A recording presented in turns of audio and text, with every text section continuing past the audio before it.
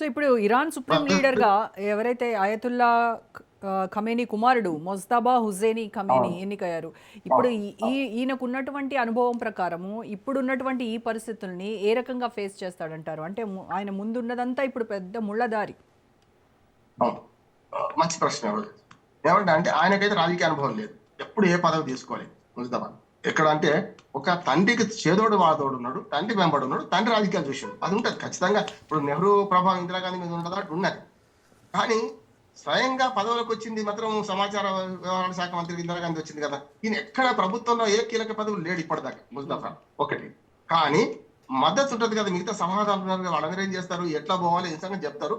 కొత్తవాడైనా 60 ఏళ్ళు తక్కువ, ఆయన వయసు అయితే తక్కువ లేదు, 60 ఏళ్ళు యువకుడు ఏం కాదు. కనుక సమస్య లేదు, అది తెలుసుకుంటుంటాడు, పోతుంటాడు. కానీ ఇప్పటిదాకా ప్రభుత్వంలో ఉన్నప్పుడు కొన్ని విలువలు కొన్ని అవి తెలుస్తాయి. కానీ స్వయాన మనకు చీఫ్ కొడుకే, ఇరాన్ చీఫ్ కొడుకే కనుక ఆయనకు అటువంటి ఆస్పాస్ తెచ్చావుతాయి అనుకుంటున్నాను నేనైతే. పదవులు లేకపోయినా ఇప్పుడు ఈ ముగ్గురు సలహా కమిటీ, సుప్రీంకోర్టు జడ్జి, అధ్యక్షుడు, మరొక న్యాయమూర్తి ఉన్నారు, ముగ్గురు ఉన్నారు. ఈ ముగ్గురు కమిటీ నడిపిస్తుంది అనుకుంటున్నాను నేను. తప్పనిసరి ఇది ముందుకు వెళ్తారని నేను అనుకుంటున్నాను. కానీ ఒక్క ప్రమాదం ఉందంటే, ఎవరు చీఫ్ అయితే వాళ్ళని చంపేసుకుంటూ పోతుంది. అమెరికా రక్షణ శాఖ, ఇరాన్ రక్షణ శాఖ మంత్రి నుంచి మొదలుకొని అందరిని చంపేశారు కదా. మరి ఈయన కూడా ఏమైనా మరి థ్రెట్ ఉన్నది, ఖచ్చితంగా ఈయనను కూడా చంపేస్తారనే మాట కూడా వస్తుంది. అంటే వాళ్ళు చెప్పారు కదా సార్, ఓపెన్ గా చెప్పారు. ఇజ్రాయెల్ రక్షణ మంత్రి ఓపెన్ గా స్టేట్మెంట్ ఇచ్చాడు. ఎవరైనా సరే, ఆయన ఏ పేరైనా ఎక్కడ దాక్కున్నా సరే, ఖచ్చితంగా మమ్మల్ని నాశనం చేయాలని చూసేటువంటి ఏ సుప్రీం లీడర్ని కూడా మేము వదిలిపెట్టాము, ఎక్కడ దాక్కున్నా మేము చంపేస్తామని చెప్తున్నారు. అట్లాగే ఉంటది. యుద్ధంలో మర్డర్లు ఉంటాయి. యుద్ధంలో అమరుడు ఏ దేశం వాడు మా వాళ్ళు అమరులైనా అంట. కానీ యుద్ధంలో ఇంత కిల్లింగ్ ఉండదు. అంటే యుద్ధ రీతి అటువంటిది కదా, చస్తుంటారు, చంపుతుంటారు. కాకపోతే యుద్ధ రీతి మారింది, నీతి మారింది, ఈ రీతి మారింది. ఒకనాడు పదార్థాలు పని చచ్చిపోయేవాళ్ళు. ఇప్పుడు అట్లా కాదు. యుద్ధంలో ఏం జరుగుతుందంటే ఏమీ లేదు, అన్ని డ్రోన్. మనకి ఇరాన్ అయితే ఒక 100 పెట్టి వీడియో రిలీజ్ చేసింది, చూసినాం మనం. అంటే ఇవాళ మనుషులు యుద్ధం చేయరు, మనకు మన మానవ రహిత విమానాలు వెళ్ళి యుద్ధం చేస్తాయి. అందుకనే మానవ హననం తక్కువ అవుతుంది, ఆస్తి నష్టం ఎక్కువ అవుతుంది. ఆస్తి నష్టాలు కూడా ఏంటంటే, మనం కదా ఆపరేషన్ 6 స్థావరాల మీద అరగంటలు కొట్టొచ్చినాం. అప్పుడు మానవ సహిత విమానాలు మనం పోయి మళ్ళీ వెనక్కి వచ్చేసాం.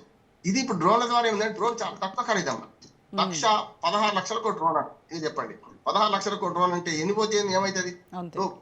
160 కోట్లు, 1600 కోట్లకు రక్షణ విమానాలు ఉంటాయి కదా. మరి 16 కోట్లు, 100 కోట్లు, 160 కోట్ల విమానం కంటే ఇది తక్కువే కదా. కనుక తక్కువ ఖర్చు ఎక్కువ లాభం అని చూస్తున్నారు. అందుకని అందరూ కూడా ఇప్పుడు ఏంటంటే మానవ రహిత విమానాలు వాడుతున్నారు, యుద్ధ విమానాలు. అట్లాగే క్షిపణుల బదులు క్షిపణులు కూడా ఉంటాయి, మన బంకర్లు ఛేదించే క్షిపణులు ఉంటాయి. లేకపోతే నేను చెప్పిన డ్రోన్లు అయితే చాలా చిన్న చిన్న నష్టాలు కలిగిస్తాయి. ఇప్పుడు మంట పెట్టడానికి చూడండి, హనుమంతుడు లంకని ఎట్ట కాల్చిండు, తోకకి నిప్పటిస్తే కాల్చిండు, మొత్తం అయితే దహించబడలే కదా. ఇదంతే. చూడండి, ఒక డ్రోన్ పోయి నిన్ననే చూసాం మనం, ఇజ్రాయెల్ మీద దాడి చేశారు అని మాట్లాడినారు. అది కరెక్టా కాదా ఖండించారు. కానీ నిప్పు పుట్టడానికి ఒక డ్రోన్ వాక నిప్పు పుట్టించి వస్తుంది, మిగతా విధ్వంసం అక్కడ జరుగుతుంది కదా.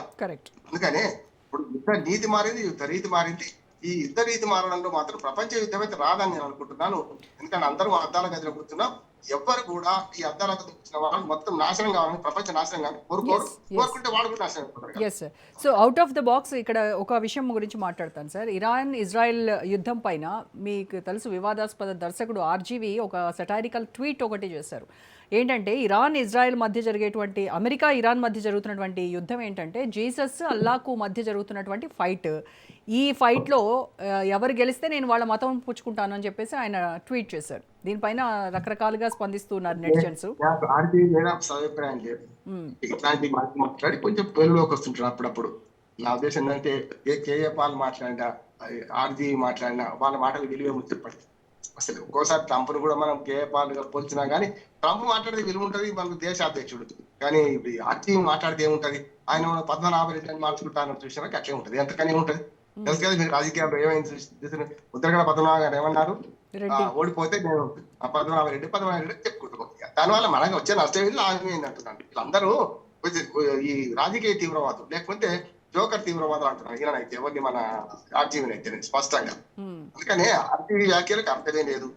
రెండే కాదు కదా, ఆయనకు తెలియకపోవడం అన్నట్టు. నిజంగా చెప్తాను, యుద్ధం ఎందుకు అవుతుందంటే, ఆయనకి ఏమాత్రం రాజకీయ పరిజ్ఞానం ఉన్న ఏమనేవాడంటే, డాలర్ రారాజుగా వెలగడానికి వీలుగా ఇవాళ చమురులో మారకం డాలర్ మారకం ఎక్కువ. మిగతాంటి ఏ కమ్యూనిటీస్ కంటే కూడా మొత్తం ప్రపంచమంతా అత్యవసరంగా ఏది ఉంటుంది అంటే చమురే కదా. చమురు మీద పెత్తనం దేని ఏది చేస్తుంది? డాలర్ చేస్తుంది. డాలర్ పెత్తనానికి చమురు బాంబులను స్వాధీనం చేసుకోవడం, చమురు దేశాలను స్వాధీనం చేసుకోవడానికి ఈ యుద్ధాలు right sir, thank you so much Rammohan Rao గారు.